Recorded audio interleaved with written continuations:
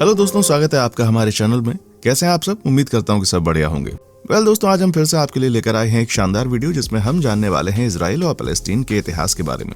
इस वीडियो में वो सब पहलुओं के बारे में हम बात करेंगे जिसको देखकर आपका दिमाग घूम जाए। दोस्तों, इजराइल और फलस्तीन के बीच में विवाद फिर से गहरा गया है। हमास ने इजराइल के ऊपर कुल 5000 रॉकेट से हमला किया। इस घटना के बाद इजराइल ने on record state of war alert की घोषणा कर दी। इस हमले में इजराइल के नागरिकों की मौत भी हुई और कई घायल हुए। और दोस्तों, आपकी जानकारी के लिए बता दें, इजराइल और फलस्तीन के बीच में ये विवाद नया नहीं है। साल 2021 में भी दोनों देशों के बीच में युद्ध जैसे हालात बन गए थे। दोनों देशों ने एक दूसरे के ऊपर अंधाधुंध गोलाबारी की थी। ठीक ऐसा ही एक दृश्य एक बार फिर से हमको देखने को मिला है। हमास ने गाजा पट्टी से हजारों रॉकेट दागे, वहीं इजराइल ने भी जवाबी कार्रवाई की। आइए ऐसे में जानते हैं कि आखिरकार इजराइल और फलस्तीन के बीच में विवाद क्या है, इसकी शुरुआत कैसे हुई। दोस्तों, वीडियो को बिना स्किप किए आखिर तक देखें, तभी बात समझ में आएगी। और हाँ, अगर आप हमारे चैनल पर नए हैं तो चैनल को सब्सक्राइब करना ना भूलें।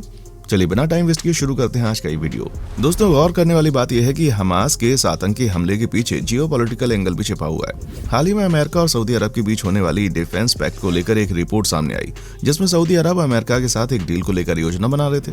इस डिफेंस पैक्ट में इस बात का जिक्र है कि अमेरिका सऊदी अरब की सुरक्षा की गारंटी लेगा, वहीं बदले में सऊदी अरब फलस्तीन को लेकर जो मांग रहा है उसके पीछे हट जाएगा।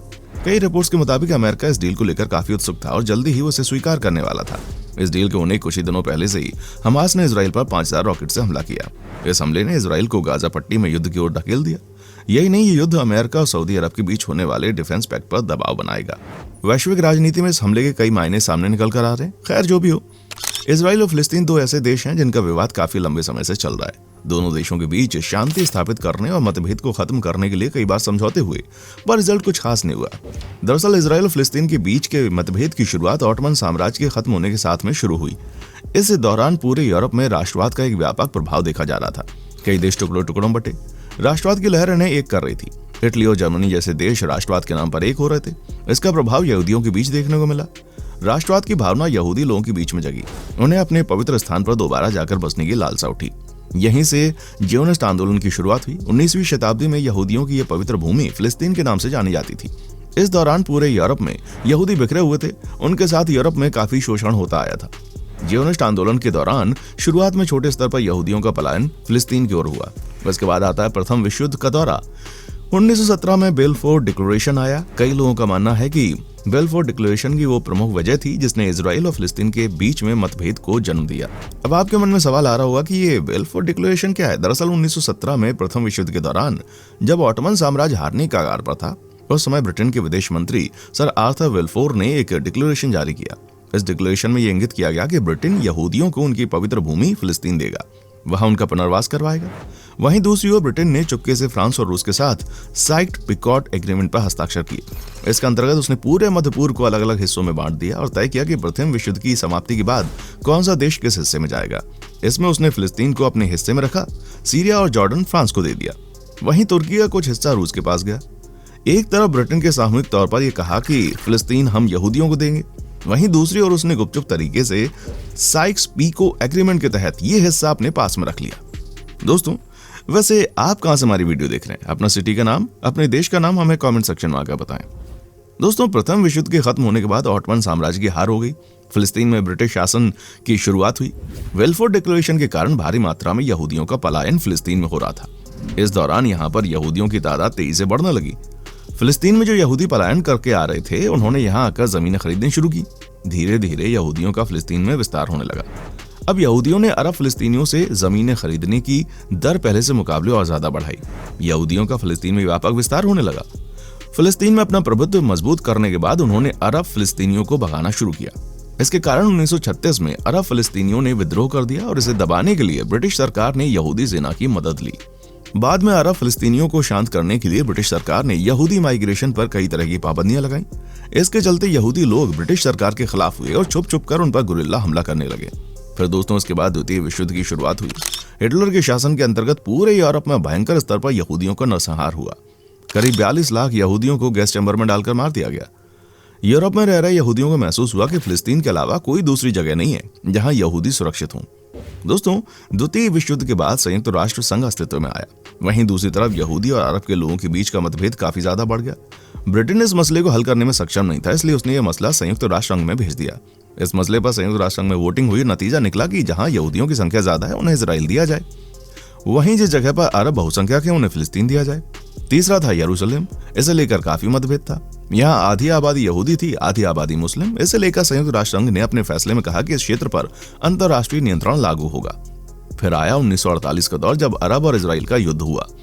यूएन के इस फैसले के फौरन बाद ही नवनिर्मित इजराइल के पड़ोसी देशों इजिप्ट, सीरिया, इराक, जॉर्डन ने उस पर हमला बोल दिया। इस युद्ध में इजराइल ने अपना बचाव करते हुए इन चारों देशों को हरा दिया। इस लड़ाई के बाद जॉर्डन के पास फिलिस्तीन के पूरे वेस्ट बैंक का नियंत्रण आ गया, वहीं गाजा पट्टी पर इजिप्ट का। थोड़ी बहुत जगह फिलिस्तीन की बची, उस पर इजराइल ने कब्जा कर लिया। इस युद्ध के कारण फिलिस्तीन का अस्तित्व ना के बराबर हो गया। युद्ध में इजराइल ने फिलिस्तीन के 50% हिस्सों पर कब्जा किया। इस युद्ध की वजह से लगभग 7 लाख अरब फिलिस्तीनों को बतौर शरणार्थी अपना देश छोड़ना पड़ा।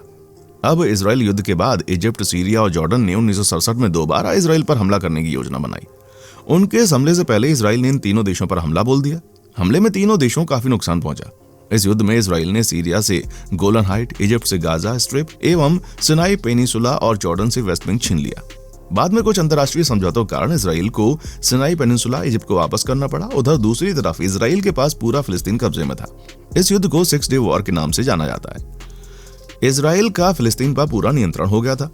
इसके बाद फिलिस्तीनी लोग वेस्ट बैंक पर बढ़ रहे इजरायली सैन्यकरण, दमनकारी नीतियों के खिलाफ बोलना शुरू कर देते हैं।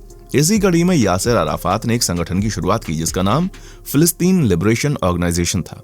इस संगठन के कई छुटमुट बमबारी की, विदेशों में स्थापित इजरायली एम्बेसी पर हमला किया, इजराइल के कई विमान हाईजैक किए। इस दौरान इस देश में हिंसा बढ़ने लगी। तब एक बहुत बड़ा परिवर्तनकारी दौर आया। दोनों देशों के बीच शांति स्थापित करने के लिए 1993 में ओस्लो एकॉर्ड समझौता हुआ। इसमें निर्णय लिया गया कि फिलिस्तीन इजराइल को एक अंतर्राष्ट्रीय देश के रूप में स्वीकार करेगा। वहीं दूसरी ओर इजराइल ने पीएलओ को फिलिस्तीनी लोगों को प्रतिनिधि मान लिया। इस समझौते में यह भी निर्णय लिया गया कि फिलिस्तीन सरकार वेस्ट बैंक और गाजा स्ट्रिप को लोकतांत्रिक ढंग से नियंत्रित करेगी। इस समझौते के लिए इजराइल ने यित्ज़हाक राबिन और फिलिस्तीन के यासिर अराफात को शांति का नोबेल पुरस्कार दिया गया। गौरतलब बात यह है कि समझौता 5 साल के लिए किया गया था। इसके बाद दोबारा शांति समझौते के लिए कैंप डेविड II 2000 में इजराइल और फिलिस्तीन के एक मंच पर आए। दोनों देशों के बीच एक समझौते में कोई खास सहमति नहीं बन पाई। इसके चलते शांति समझौता टूट गया। तब से लेकर आज तक दोनों देशों के बीच किसी मुद्दे पर सहमति नहीं बन पाई है। दोनों देशों के बीच दोबारा मतभेद की शुरुआत तब हुई जब कैंप डेविड समझौते के फौरन बाद इजरायली राष्ट्रपति एहूद बराक फिलिस्तीनी सीमा में 1000 सैनिकों के साथ टेम्पल माउंट पर चले गए। इस कारण फिलिस्तीनी लोगों का गुस्सा फिर से फूटा। नतीजतन दोबारा हिंसक झड़पों की शुरुआत हो गई। ये हिंसक गतिविधियां पहले के मुकाबले ज्यादा उग्र थीं। इसमें 1000 यहूदियों की जानें गईं, तो वहीं 3200 फिलिस्तीनियों को अपनी जान से हाथ धोना पड़ा।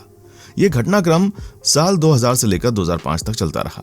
इसके बाद 2005 में इजराइल ने अपनी नीतियों में कई बड़े बदलाव किए। उसने गाजा से अपने 8000 सैनिकों को हटा दिया। फिलिस्तीन में हमास राजनीतिक पार्टी का गाजा में उद्भव हो गया।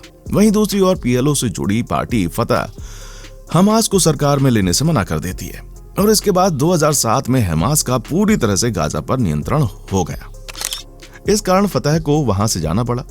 हमास के उत्थान से फिलिस्तीन की राजनीति में दोहरीकरण आया। पहले केवल एक ही पार्टी थी। फिलिस्तीन के इन दोनों पार्टियों की विचारधारा एक दूसरे से पूरी तरह भिन्न है। इस कारण दोनों देशों के बीच के मतभेद और भी ज्यादा बढ़ गए। हमास गाजा पट्टी में राइट विंग विचारधारात्मक पार्टी है। उग्र राष्ट्रवाद के नशे में हमास गाजा पट्टी से इजराइल पर खतरनाक रॉकेट से हमला करता रहता है। दोस्तों, इस हमले में अब तक इजराइल के कई नागरिकों की जान गई है। इस कारण इजराइल ने गाजा को पूरी तरह से लॉक कर दिया। इजराइल का कहना है कि ईरान जैसे देश गाजा में इजिप्ट के रास्ते हथियारों की सप्लाई करते हैं ताकि हमारे देश की अखंडता को तोड़ पाएं। इजराइल द्वारा गाजा पट्टी ब्लॉक किए जाने से गाजा के हालात दिन ब दिन खराब हो रहे हैं। बेरोजगारी दर रिकॉर्ड स्तर पर पहुंच गई और बिजली पानी की समस्या बहुत है। दुख की बात यह है कि यहाँ पर स्थिति बहुत ज्यादा खराब हो गई है। हाल ही में अमेरिका ने इजराइल और फिलिस्तीन के विवाद को सुलझाने के लिए एक पीस प्लान लाने का प्लान किया। इसे फिलिस्तीन सरकार ने स्वीकार कर दिया। वहीं अब दोबारा से इजराइल और फिलिस्तीन के बीच में हिंसक झड़पें काफी ज्यादा बढ़ चुकी हैं। आपको वीडियो कैसी लगी हमें कमेंट सेक्शन में आकर बताएं। वीडियो अच्छी लगी है तो उसे लाइक करें, शेयर करें और हाँ, बेल आइकन को प्रेस करना बिल्कुल ना भूलें, जिससे कि जब भी हम कोई नई वीडियो अपलोड करें तो उसका नोटिफिकेशन आपके पास सबसे पहले पहुंच जाए। चैनल को सब्सक्राइब कर लेना और बने रहना हमारे साथ ऐसे ही इंटरेस्टिंग वीडियोस के लिए। देखने के लिए शुक्रिया।